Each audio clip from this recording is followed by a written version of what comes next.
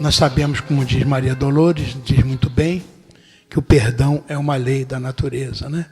Então vamos discutir um pouco essas questões.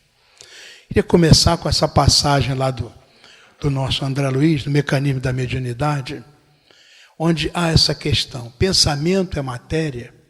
Quando nós estamos falando em perdão, estamos falando em pessoas que têm uma relação que não é boa, né? Uma relação de cobrança, de dificuldades. Isso se faz, sobretudo, a partir de uma relação mental, o pensamento de um afetando o outro. E é sempre assim. Então, nós perguntando se pensamento é matéria.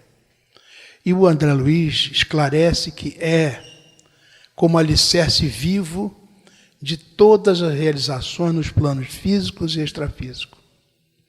Então, ele diz que o pensamento é um agente essencial, mas ainda é matéria. Quer dizer, ainda não é espírito, né?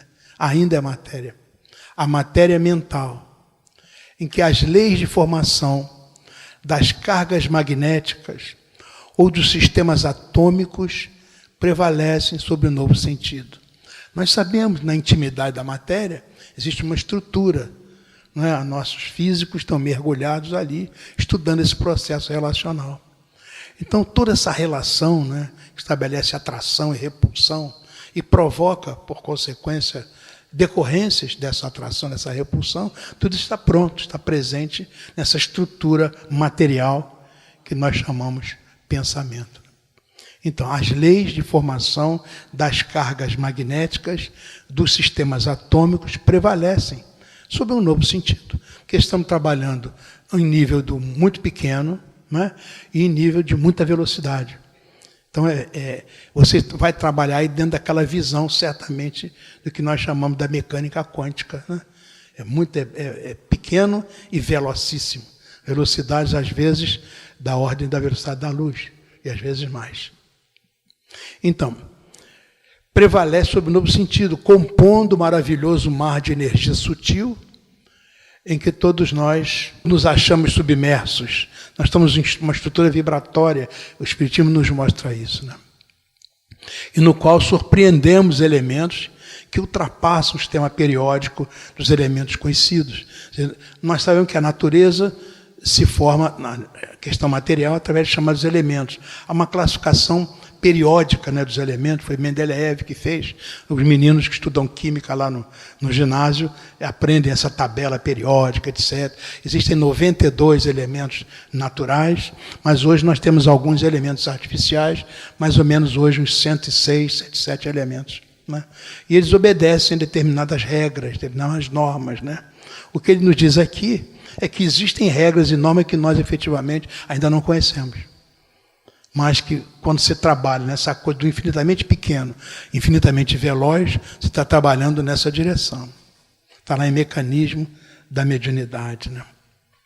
Mostramos que o ser humano, conforme nos diz, nos ensina a doutrina espírita, nós somos um corpo de carne e nós, na verdade, nós somos espírito. Isso é que nós somos. O espírito é a sede dos sentimentos, né?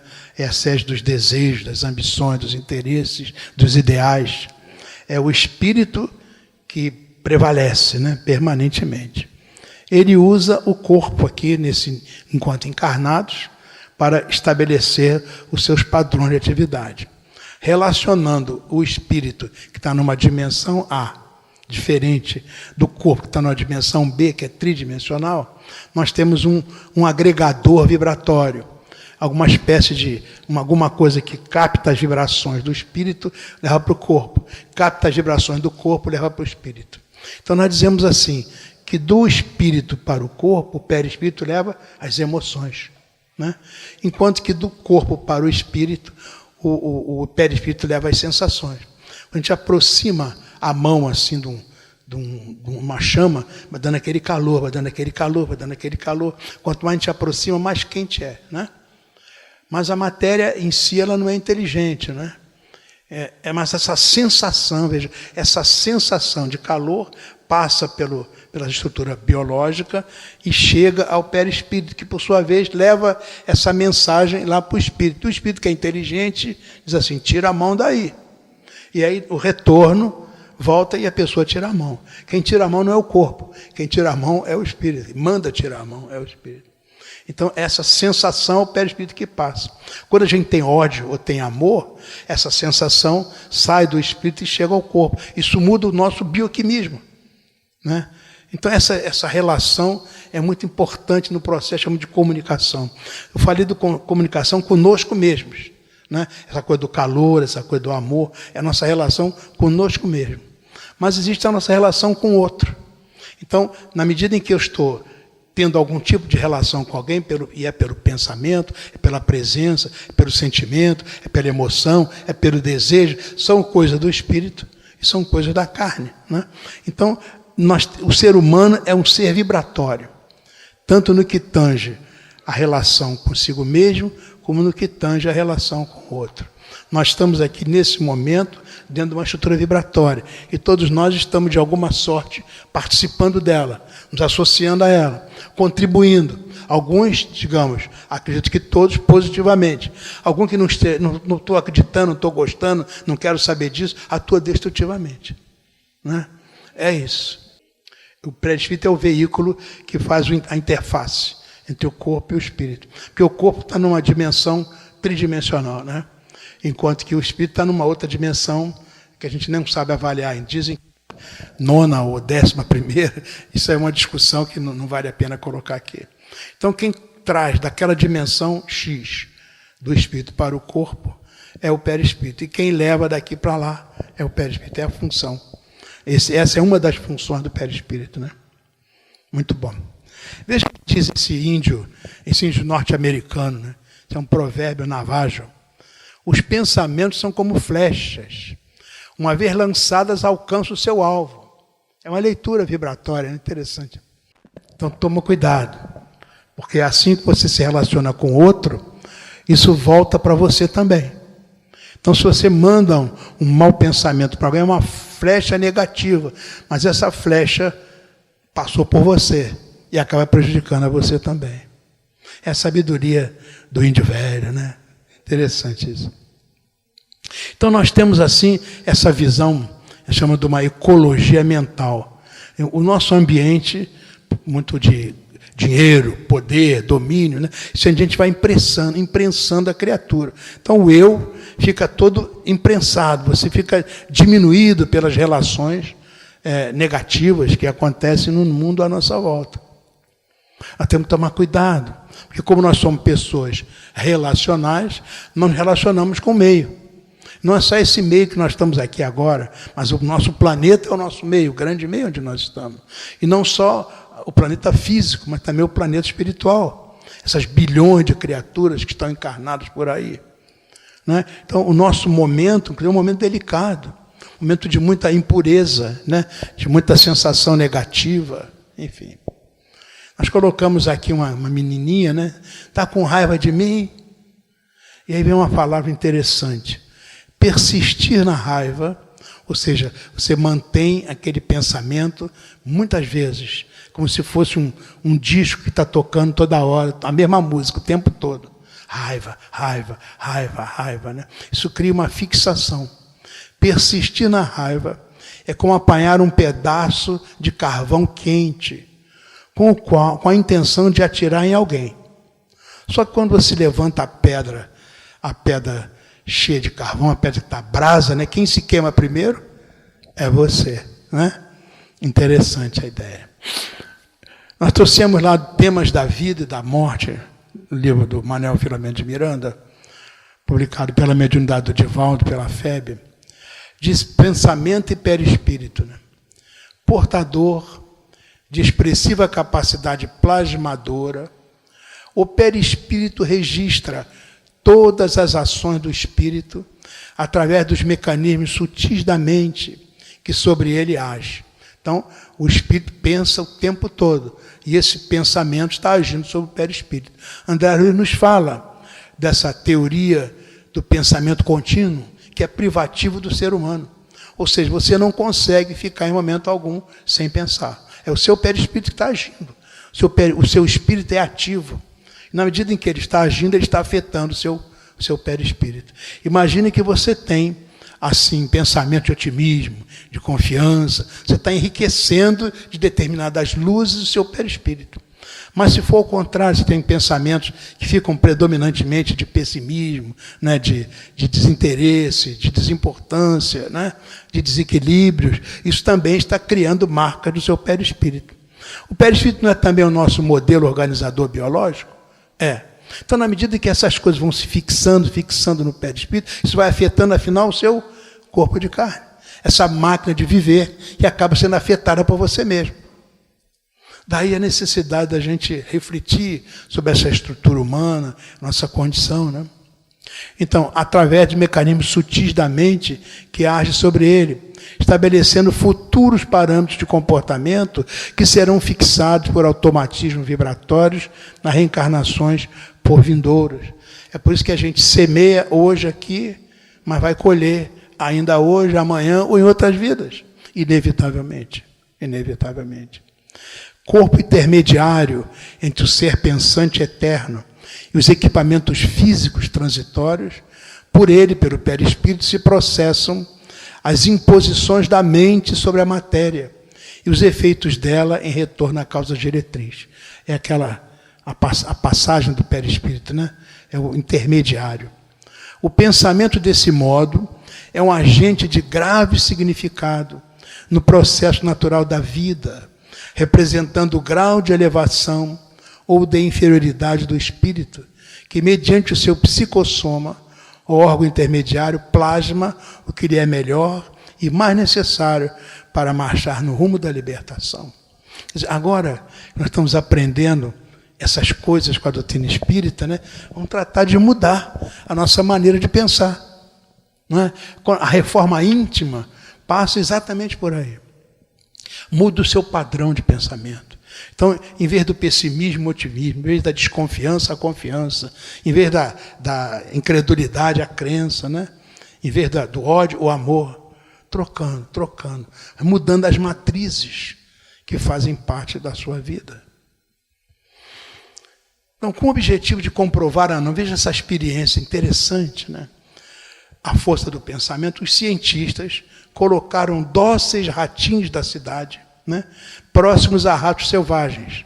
Então eram gaiolas contíguas em que os ratinhos estavam se vendo uns aos outros. De um lado, aquele ratinho branco, né, bonitinho, engraçadinho, hamster, né, e de outro lado, aqueles ratos peso pesado, né, muito bom.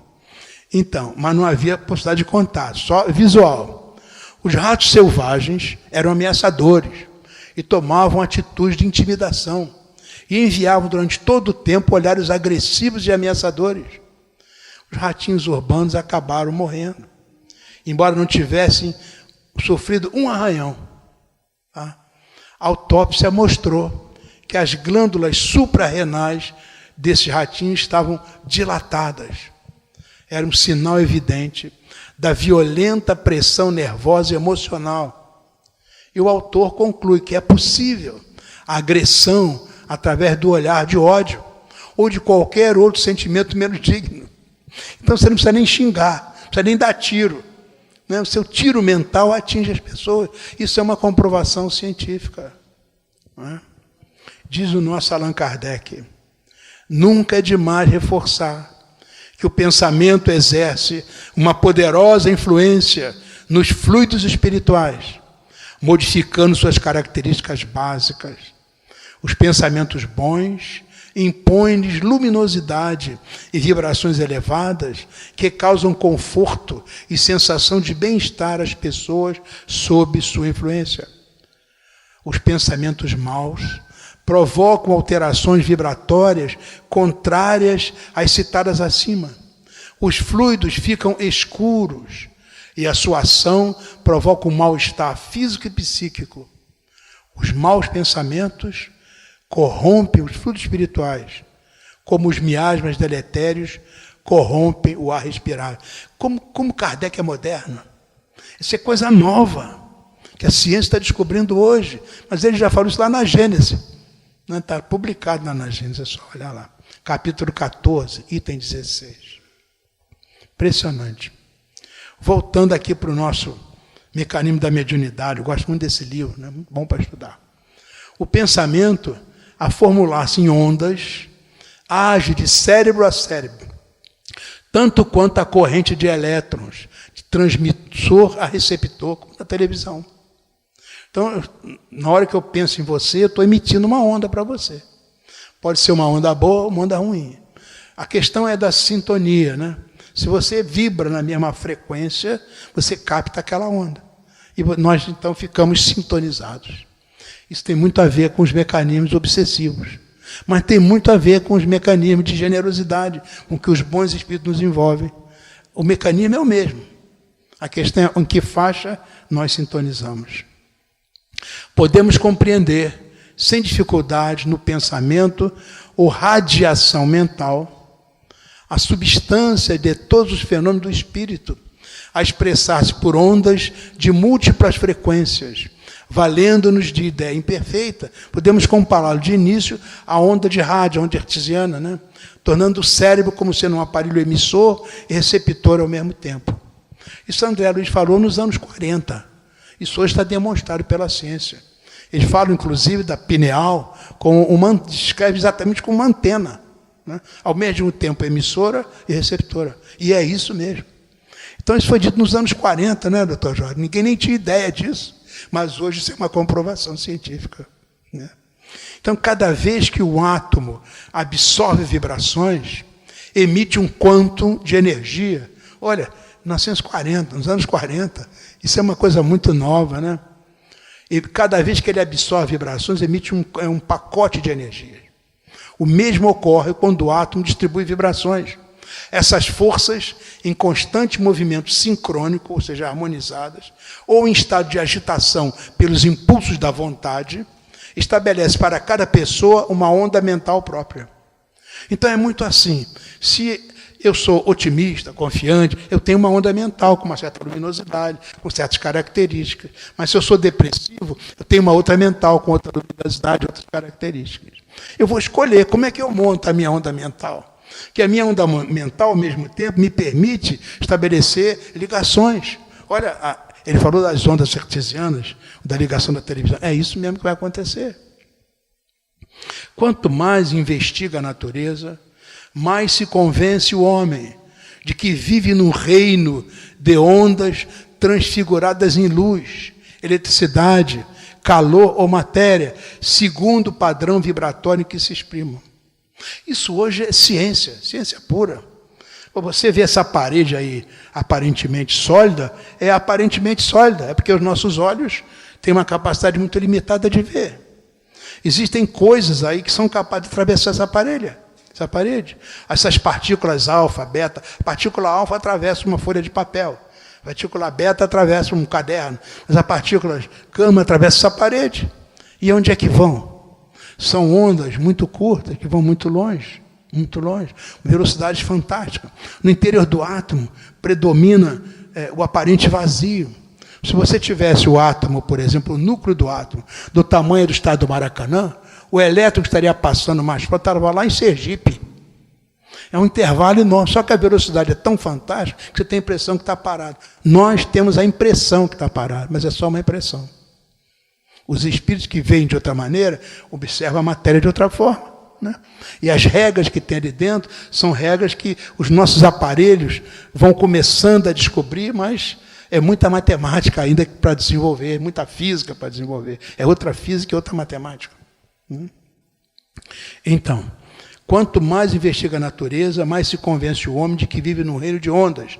Isso aí é absolutamente moderno, é da essência da ciência hoje.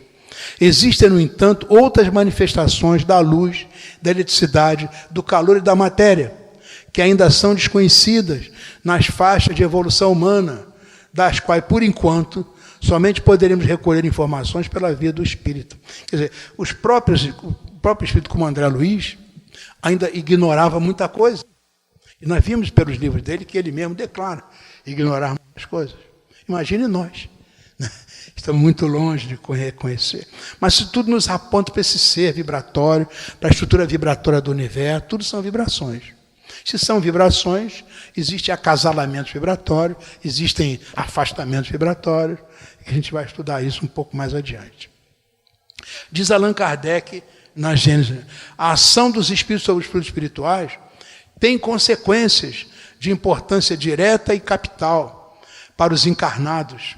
Desde o instante que tais fluidos são o veículo do pensamento, tá? E que o pensamento lhes pode modificar as propriedades. Veja bem, Allan Kardec usava nesse tempo o termo fluido. Tá? Hoje, a ciência, em vez de fluido, usa campo. É a mesma coisa, é campo vibratório. Mas no tempo de Kardec, eram fluidos.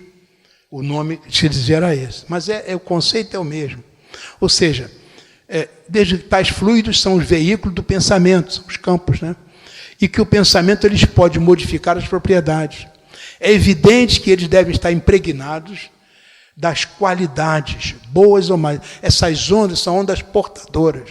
Isso é outro conceito da física. Ela carrega alguma coisa. Ou seja, ela não é só uma onda para ser medida quantitativamente, mas ela tem uma carga qualitativa. Bons pensamentos dão um tipo de onda. Maus pensamentos dão outro tipo de onda. Ou seja, na verdade, as ondas caminham da mesma forma, porém, de acordo com o processo vibratório, elas caminham por caminhos diferentes. Essa que é a ideia, né? Então, de pensamentos que os colocam em vibração, modificados pela pureza ou pela impureza dos sentimentos. É o que nós chamamos a qualidade. É a onda portadora da qualidade, ou seja, o sentimento. Isso Allan Kardec falou na Gênesis. Olha, tem 100 e tantos anos, 150 e tantos anos. Isso é a mais pura expressão da verdade demonstrada hoje. Mostra como Kardec é atual, como vale a pena estudar, né? Agora vamos falar um pouco de perdão. Queria falar da palavra. Perdão como processo. Esse prefixo per. Olha essa palavra. Perpassar. Perpassar. É passar junto, passar ao longo. Perturbar. Também é um processo de tornar turvo, né? Perambular é um processo de caminhar, vaguear, né? Pernoitar é um processo de passar a noite. Percorrer é um processo de andar em volta, né? Andar em volta. Périplo é navegar em torno, né? Perfume é um aroma que se expande, né? Perfurar é fazer o furo, é penetrar. Perímetro é o contorno, é o que está à volta de uma figura, né? Período é um tempo entre dois momentos, né? Permutar é uma troca. Uma troca. Permitir é dar liberdade. Perisperma é o tecido em torno da semente. E o perispírito é a estrutura em torno do espírito. Não é muito interessante esse per? É para refletir sobre o pé, para chegar no perdonare. O que significa isso? Perdoar, né? Que é a nossa conversa. Perdoar em grego é apeime, quer dizer desligar, soltar, libertar. Em latim, é um processo de doação, é processo de doação. É uma doação progressiva, não é de uma vez, é devagar, caminha, que vai ao âmago do ser, vencendo gradativamente as camadas da personalidade. Mais do que dar, perdoar é dar-se. É um processo de entrega. Fica claro isso para vocês? Depois de estudar a palavra, né? As várias palavras que formam com o pé. Caridade é benevolência para com todos, indulgência com as perfeições e o perdão das ofensas. Então, o perdão, esse perdonar, ou seja, fazer trafegar nessa estrutura vibratória uma coisa que eu me dou, que eu me entrego, é isso que é perdoar. Então, quando você pensa numa ofensa, você pensa nessa relação vibratória entre nós dois. Houve algum momento em que nós cavamos um buraco, é o perfurare, né? Agora vamos ter que tapar esse buraco, é o perdonare. E você só tapa esse buraco com alguma coisa. O buraco fez com que houvesse um rompimento vibratório. Você tem que colocar estruturas vibratórias que arrumem aquilo ali. Isso que é perdoar. Perdoar em todas as línguas é doar completamente, é dar completamente. Isso denota totalidade, plenitude. Eu trouxe aqui algumas línguas, ó. O per do latino, né? O ver do alemão e o for do inglês. Veja só. Significa para, perdoar, perdonare, Perdonar, do alemão, vergeben, do inglês, forgive, é para dar, para doar, é a mesma palavra. Tá? É o desprendimento, a liberdade do espírito. E, na verdade, o perdão liberta. E aquele buraco desaparece. Então, você trafega sem ter que entrar no buraco. Né? A Maria Dolores falou isso. Naquela cantiga do perdão, que é linda. Né? Perdoa e seguirás em liberdade, no rumo certo da felicidade. Você não vai conseguir felicidade enquanto não houver perdão. Mais à frente. Fala do número 7. Na matemática a gente gosta, né? Então, perdoar sempre, é o número 7. O número 7 é, com certeza, o mais presente em toda a filosofia e a literatura sagrada, desde tempos imemoriais até os nossos dias. O número 7 é sagrado, perfeito e poderoso, afirmou Pitágoras, matemático e pai da numerologia. Pitágoras fez a sua iniciação lá entre os sacerdotes do Egito, que conheceu profundamente essas relações entre as qualidades dos números e a sua representação. Porque a matemática daquele tempo não era quantitativa, era matemática qualitativa. Então, os valores não eram valores para dimensionar, para qualificar. 7 é também considerado um número mágico. É um número místico por excelência. 7 indica o processo de passagem do conhecido para o desconhecido. O 7 é uma combinação do 3 com o 4. O 3 representado por um triângulo. Vocês veem o desenho aí embaixo, azul. É um triângulo equilátero, ou seja, os 3 lados são iguais. Não tem um lado mais importante, mais valorizado que o outro. Um triângulo. E o espírito é o 4, representado por um quadrado. Antigamente eles falavam assim, existia o céu, existia a terra. Tá? O céu é a perfeição e a terra é a construção. A terra tem os 4 elementos. Terra, água, ar e fogo, a matéria. Tá? Existe alguma coisa que coordena isso, alguma coisa é o 3. Eles diziam assim, o Deus é o uno, o um. Ele tem um duplo aspecto para poder ser o Criador, um aspecto masculino e um aspecto feminino. Quando o 1 atua no 2, usa o seu duplo aspecto, surge o 3. O 1 no 2 é o 3, que é a criação. Portanto, é o céu. É o céu divino. Isso se projeta aqui na Terra, onde estão os 4 elementos. Você tem o 3 projetado no 4, você tem o 7. O 7 é o número do grande todo. Ou seja, você tem a matéria e o espírito junto. É isso que eles estão dizendo. Não estou dizendo que isso é verdade, estou dizendo como é que eles pensavam. Né? No tempo de Jesus, se pensava assim. Todos os judeus pensavam assim. Aliás, muitos pensam, até o pessoal da Cabala pensa assim até hoje. Tá? Então, é um número místico por excelência. Indica o processo de passagem do conhecido para o desconhecido. O 7 é uma combinação do 3 com o 4. O 3 representado por um triângulo, é o espírito. O 4 representado por um quadrado, é a matéria. O 7, diziam os antigos, é espírito na terra, apoiado nos 4 elementos. Ou a matéria iluminada pelo espírito. Isso aqui é o 7, que eles dizem. É a alma servida pela natureza. O número 4, que simboliza a terra, associado ao 3, que simboliza o céu, permite inferir que o 7 representa uma totalidade em movimento ou um dinamismo total. Isto é, a totalidade do universo em movimento. O 7 é o número do grande todo. Então, quando Jesus usou não perdoar 7 vezes, ele sabia o que estava dizendo. Não era o 7 como nós vemos hoje, quantitativamente. Era uma visão qualitativa de que alguma coisa espiritual tinha que agir no material para fazer a transformação. Entre os judeus, a concepção oriental do 7 se manifesta no candelabro de 7 braços, chama menorá, né? Que representa tanto a divisão em 4 partes da órbita da Lua, que dura 4 vezes 7, quanto os 7 planetas. Mas hoje sabemos que não são 7 planetas, né? Mas eles pensavam assim naquele tempo. Na Europa medieval, dava-se muita importância aos grupos de 7. Seriam 7 dons do Espírito Santo, representar na arte gótica em forma de uma pomba, o Espírito Santo. Né? 7 eram as virtudes, 7 eram as artes, 7 eram as ciências, 7 eram os sacramentos, 7 os pecados capitais e 7 os pedidos no Pai Nosso. Eu coloquei aqui os 7 pedidos. Pai Nosso, que estás no céu, santificado seja o vosso nome, é o primeiro pedido. Santificado. Venha a nós o vosso reino, é o segundo. Depois, seja feita a vossa vontade, assim na terra como no céu, é o terceiro.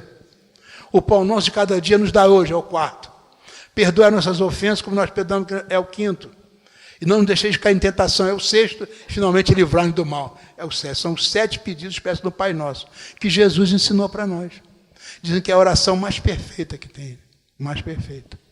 E ela realmente está invocando o poder do Pai para atuar sobre todas as coisas. É isso que é os Pai Nossos. Bonito isso, né?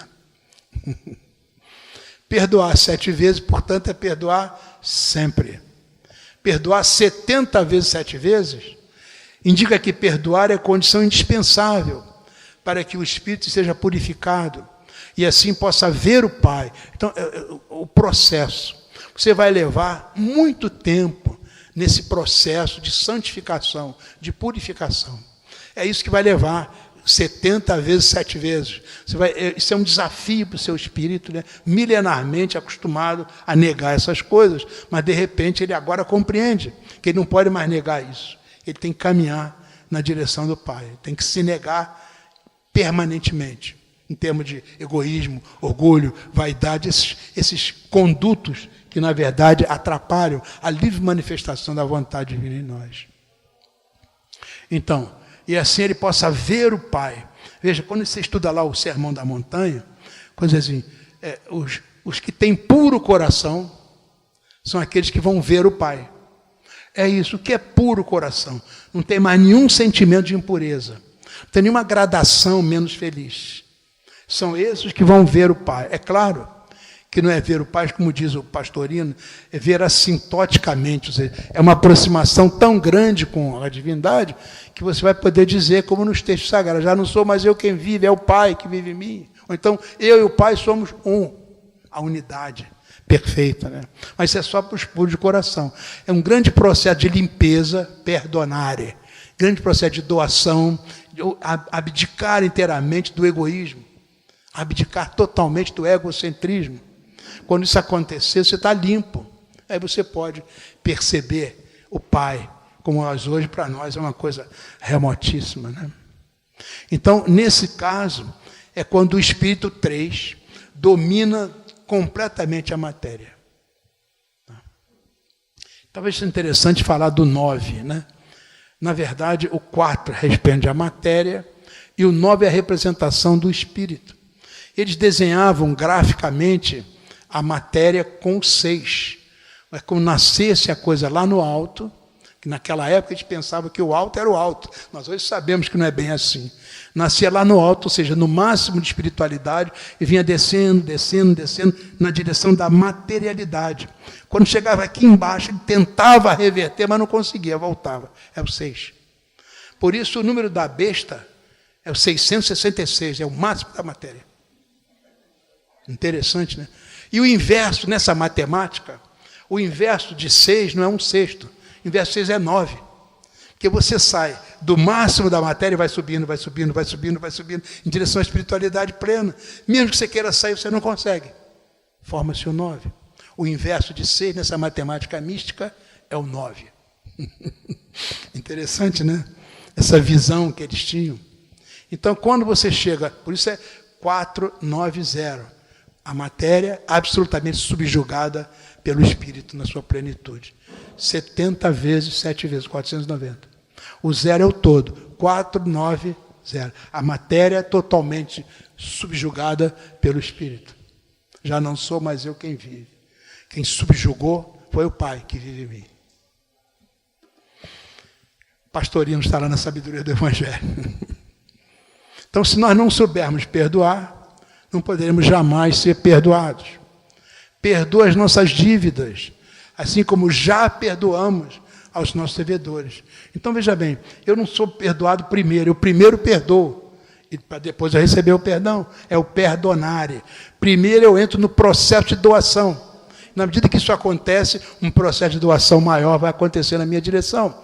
O meu processo de doação é a minha pequenina doação, enquanto que o processo de doação do alto não dá para descrever. Então vale a pena perdoar, vale a pena. Isso está claro para vocês? Então o ser humano absorve energia das mais diversas formas, mas de forma automática. O ser humano metaboliza essas energias na sua estrutura energética, que o Espiritismo denomina de perispírito. Essa absorção e essa metabolização, isso faz com que parte normal do funcionamento do complexo humano, ocorrendo de maneira automática, ou seja, é um processo inconsciente ou transparente, numa linguagem mais moderna, que ocorre independentemente da percepção ou decisão voluntária da pessoa. Então nós estamos aqui imersos em vários produtos vibratórios e nem nos damos conta. Isso funciona em nós inconscientemente. Então, na medida que você começa a se propalar, corrupção, suborno, essas tragédias todas que fazem parte do nosso dia, nós estamos absorvendo isso inconscientemente. Na medida que nós começamos a falar de entusiasmo, otimismo, confiança, nós também mudar, é inconsciente esse processo, nos ajuda a mudar. Só que você pode, como ser humano, você pode pegar essa demanda inconsciente e transformar em consciente. Então, por minha consciência, eu quero bem, mas eu quero mesmo. Não é uma conversa. Está lá dentro de mim esse querer. Eu quero a paz, eu quero a harmonia, eu quero o amor. As pessoas podem estar dizendo coisas horrorosas aí. Eu estou ouvindo. Mas aquilo vai me afetar muito relativamente. Porque eu estou tentando conscientemente me contrapor a essas coisas. Então esse é o processo de reforma íntima. É conscientemente vou tentar me contrapor às coisas que inconscientemente chegam a nós. E que se eu não reagir, vai acabar dando problema. Não é isso? Então perdoar é colocar energia positiva no lugar do buraco negro a perfurar, no lugar do buraco negro de vibrações negativas, da animosidade. Perdoar é tapar buracos de infelizes relações anteriores. Perdoar é recompor e perdoar é libertar-se. Simão Pedro perguntou a Jesus: quantas vezes devo perdoar ao meu próximo quando ele pecar contra mim?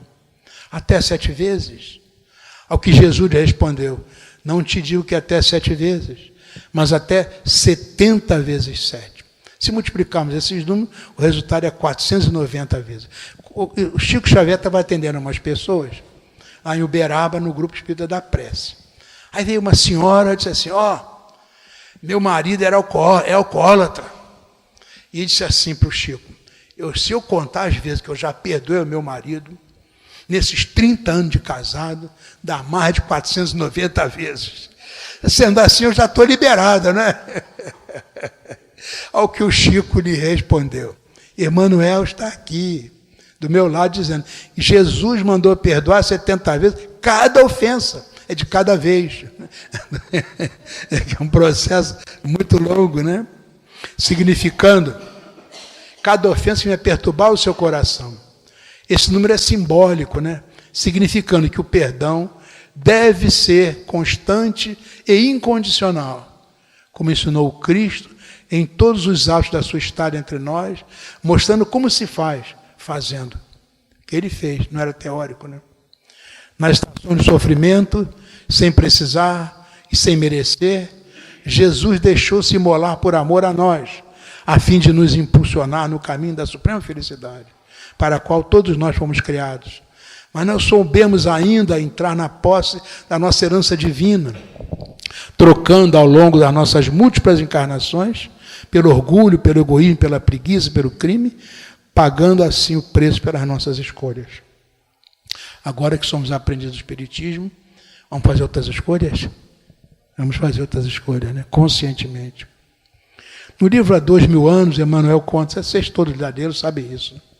Ele participou como legado de César na Galiléia, do julgamento de Jesus, a pedido do governador da Judéia, Pôncio Pilatos. E este tudo fez para livrá-lo da condenação, dando ideias como, por exemplo, substituí-lo por algum prisioneiro com processo consumado. Porém, tudo em vão. O povo preferiu perdoar, esse perdoar aí não é exatamente o perdoar, né? Barrabás. E num dado momento de flagício, Políbios, um ajudante de ordem do governador, comovido com os padecimentos de Jesus, foi falar-lhe pessoalmente para que ele pedisse indulgência ao governador. Então Jesus afirmou que, se quisesse, poderia invocar as legiões de seus anjos e pulverizar toda Jerusalém dentro de 1 minuto. Mas que isso não estava nos desígnios divinos, e sim a sua humilhação infamante, para que se cumprissem a determinação das Escrituras. Terminou na cruz, sacrificar entre 2 ladrões, pedindo clemência para os seus algozes, sem se ofender, compreendendo a ignorância reinante. Pai, perdoa-lhes, eles não sabem o que fazem. Então, é o exemplo que Jesus deu, com a própria vida. Então, não é um teórico, né? É o exemplo. Olha o Mandela. Disse Mandela, ficou 27 anos preso, lá na África do Sul, né? Ficou preso porque queria a justa distribuição dos meios de sobrevivência na sua pátria, África do Sul. Ao ser perguntado pelos repórteres se tinha raiva dos carcereiros, que com ele teve contato durante todo o tempo da prisão, ele respondeu: não, de forma alguma. Eu quero ultrapassar aqueles muros e ficar livre. Se a raiva permanecesse em mim, eu não estaria livre, mas sim escravizado por um sentimento mal. Continuava lá dentro. E a fala desse homem, muito especial, né? Então, não perdoar e guardar rancor é guardar um saco de lixo, lixo tóxico, prejudicando a nossa estrutura emocional e física, gerando doença num certo espaço, num curto espaço de tempo.